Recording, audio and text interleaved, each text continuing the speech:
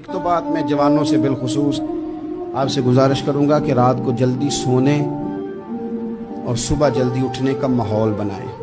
جو لوگ صبح دیر سے اٹھتے ہیں نا، انہوں نے 9 10 گھنٹے کی بھی نیند پوری کی ہو نا، اٹھتے ہی ان کا دل کرتا ہے 2 بندے مجھے دبائیں۔ حالانکہ سو کے اٹھنے پہ تو طبیعت فریش ہونی چاہیے، لیکن آپ اس وقت سوئے ہیں جس وقت دین نے کہا تھا کہ جاگو۔ آپ نے رمضان المبارک میں کوشش کرنی ہے کہ آپ یہ کہیں کہ زیادہ سے زیادہ میں نہ دوسروں کو نواز سکوں، میں نہ چپکے سے پہنچوں کسی غریب تک، خود سے جاؤں اور رمضان سے پہلے جاؤں، تاکہ وہ پہلا روزہ جو اس نے رکھنا ہے نا، وہ اسی لنگر سے رکھے جو میرے حصے میں آئے، اور اس کو اپنا موسم سمجھیں جس کی وجہ سے اللہ آپ کو ثواب دے رہا ہے۔ یہودی جو تھے نا، وہ سحری نہیں کرتے تھے، سحری کا نام و نشان نہیں تھا، روزہ رکھتے سحری نہیں کرتے۔ تو نبی پاک صلی اللہ تعالی علیہ وسلم نے فرمایا ہمارے اور یہودیوں کے درمیان فرق ہی سحری کا ہے۔ نبی پاک صلی اللہ تعالی علیہ وآلہ وسلم نے فرمایا سحری کھایا کرو، سحری کھانے میں برکت ہے۔ اور اگلی بات سننی ہے آپ نے تو خوش ہو جانا ہے، سحری کو معمولی نہ سمجھے، سحری کرنا عبادت ہے۔ ہاں آپ مت سمجھیں کہ میں روٹی کھا رہا ہوں، یہ تو میرے سامنے دہی رکھا ہوا ہے، یہ تو سالن رکھا ہوا ہے، یہ تو اچار رکھا ہے، تو چپاتیاں رکھی ہیں۔ سحری کھانا عبادت ہے۔ آپ صبح اٹھے، آپ کی تو روٹین ہی اور تھی، تو 7 بجے کھاتے تھے، 9 بجے کھاتے تھے۔ یہ جو آپ صبح کھا رہے ہیں اٹھ کے سحری میں، اپنی مرضی سے تھوڑی کھا رہے ہیں، یہ تو کسی کے کہنے سے کھا رہے ہیں، یہ تو کسی کے بٹھائے بیٹھے ہیں۔ حضور فرماتے ہیں اللہ تعالی اور اس کے فرشتے سحری کھانے والوں پر رحمتوں کا نزول فرماتے ہیں۔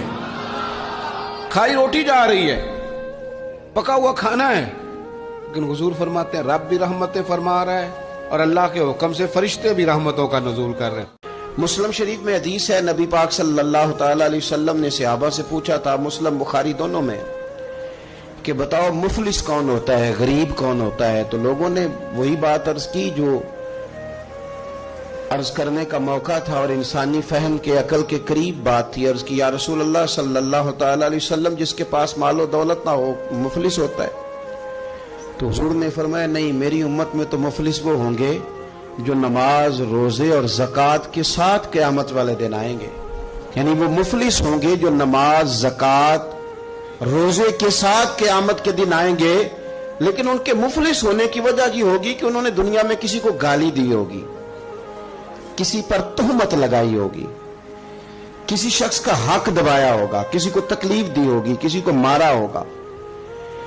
حالانکہ ان کے پاس نماز بھی ہے، روزہ بھی ہے، زکوٰۃ بھی ہے، لیکن چونکہ انہوں نے حقوق العباد ضائع کیے، اب ان کی کمزوری کا یہ عالم ہوگا کہ وہ جو نیکیاں کما کے لائے تھے وہ ان لوگوں کو دے دی جائیں گی جن پر انہوں نے ظلم کیا تھا۔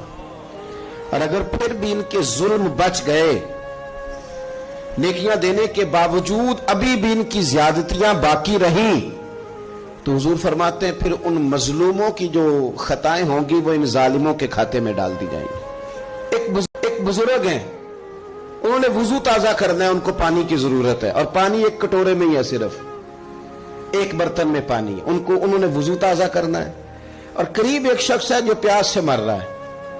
بزرگ آواز دیتے ہیں کہ میاں آنا ذرا وضو کرانا، اور وہ کہہ رہا ہے یار میں مر جاؤں گا چند قطرے نہ ملے۔ اب شریعت کا حکم یہ ہے کہ وضو نہیں کرانا، پیاسے کو پانی پلانا ہے۔ نبی پاک صلی اللہ تعالی علیہ وسلم فرماتے ہیں قیامت کے دن رب فرمائے گا ایک بندے سے کہ میں بھوکا تھا، تو نے مجھے روٹی کیوں نہیں کھلائی؟ رب فرماتا ہے کہ میں پیاسا تھا، تو نے پانی نہیں پلایا، کپڑے لے کے تو آیا ہی نہیں، مجھے کپڑے پہنانے چاہیے تھے۔ تو بندہ عرض کرے گا مالک تو کھانے سے، پینے سے، پہننے سے پاک ہے۔ تو رب فرمائے گا وہ جو تیرے پڑوس میں بندہ بھوکا تھا تو بندہ تو میرا ہی تھا نا، وہ جو تیرے جاننے والوں میں آدمی پیاسا تھا تو وہ تھا تو میرا ہی بندہ۔ بھائی غور کریں گے آپ بات پر، آپ حقوق العباد کا جو مسئلہ ہے نا اس کو آپ سمجھیں۔ ہم لوگوں نے سمجھ لیا کہ بس ٹھیک ہے، کھل کے میں حاجی صاحب کہلاؤں، کھل کے میں صوفی صاحب کہلاؤں، مجھے لوگ معلم کہیں، مجھے لوگ صاحب تقویٰ کہیں، اور مجھ سے لوگ ڈگری لیں، میں لکھ کے دوں تو کوئی نیک ہوگا، میں لکھ کے دوں تو کوئی نمازی ہوگا۔ یوں نہ کر، رب کے بندے ہیں، ان سے پیار کرنا سیکھ۔ دنیا کا نظام نہ 2 طریقوں سے چلتا ہے، ایک ہے نظام اسباب اور ایک ہے نظام غیب. ایک نظام اسباب سے چلتا ہے کہ آگ جلاتی ہے، پانی ٹھنڈا کرتا ہے، انسان ماں باپ کے ملاپ سے پیدا ہوتا ہے. دنیا نظام اسباب سے چلتی ہے اور اسی ترتیب سے نظام آگے چل رہا ہے. اور ایک ہے نظام غیب، جب اللہ اپنی رحمت کا فیصلہ فرمائے. تو ایک نظام وہ بھی ہے. وہ کیسے ہے؟ آگ جلاتی ہے، لیکن جب رب چاہے نا تو حضرت ابراہیم کے لیے ٹھنڈی ہو جاتی ہے. یہ کیا ہے؟ یہ نظام غیب ہے. نظام اسباب یہ ہے کہ ماں باپ کے ملاپ سے اولاد پیدا ہوتی ہے، اور اگر رب چاہے نا تو حضرت عیسیٰ علیہ السلام کو بغیر باپ کے بھی پیدا فرما دیتا ہے. ہم جو مسلمان ہیں نا، ہماری ساری کی ساری توجہ نظام اسباب پہ ہو گئی ہے. اسباب پورے جمع کرو، لیکن اپنے رب کی بارگاہ کی طرف رجوع بھی کرو. کئی دفعہ نا اسباب سارے بندے کے ہاتھ سے چھوٹ جاتے ہیں، پھر اسے ضرورت ہوتی ہے دست غیب کی. اللہ اس کی مدد کرے. مصر میں ایک شہر ہے، اس کا نام ہے فسطاط. وہ کہتے ہیں گھونسلے کو، پرندوں کے گھونسلے کو. حضرت سعد بن ابی وقاص رضی اللہ تعالیٰ عنہ اپنی فوجیں لے کے وہاں گئے تھے. آپ نے وہاں خیمہ لگایا، کچھ دن وہاں قیام کرنا تھا.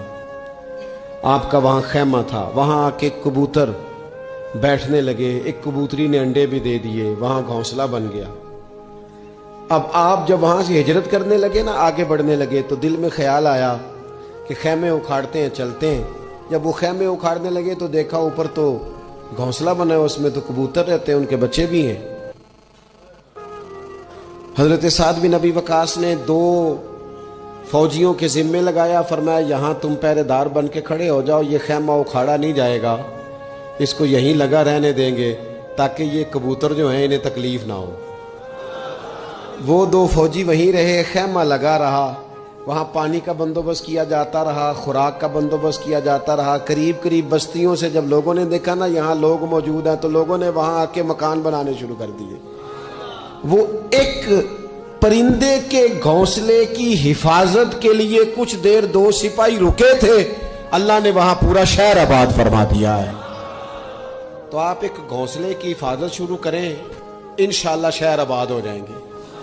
لیکن ہم گھونسلوں کی حفاظت کرنے کو بھی تیار. ایک ڈیوٹی دین کی بھی اپنے ذمہ لیں. ایک ڈیوٹی، ایک کام اپنے ذمہ لے لیں. آپ اپنے علاقے کی مسجد میں جھاڑو دینے کی ڈیوٹی لے لیں. آپ یہ ذمہ داری لے لیں کہ مجھ سے کچھ نہیں ہو سکتا تو میں ہفتے کے بعد مسجد میں جاؤں گا اور قرآن مجید کو میں صاف کر کے جھاڑ پونچھ کے ترتیب کے ساتھ مرتب کروں گا. مجھے اگر ناظرہ قرآن مجید ٹھیک پڑھنا آتا ہے تو میں 10-11 بچوں کا روز سبق سنوں گا، آگے پڑھاؤں گا. کوئی ذمہ داری لیں، دین کی کوئی ڈیوٹی اپنے ذمہ لیں. اگر مالی طور پر آپ تعاون کر سکتے ہیں تو کسی جگہ، کسی مسجد میں، مدرسے میں، خیر کے کسی کام میں شامل ہو جائیں. دین اسلام کے ساتھ عملاً تبلیغ میں اپنا کام کریں. ذمہ داری ہر دنیا کا کام مینج کر کے مرتب کر کے کیا جانے لگا ہے.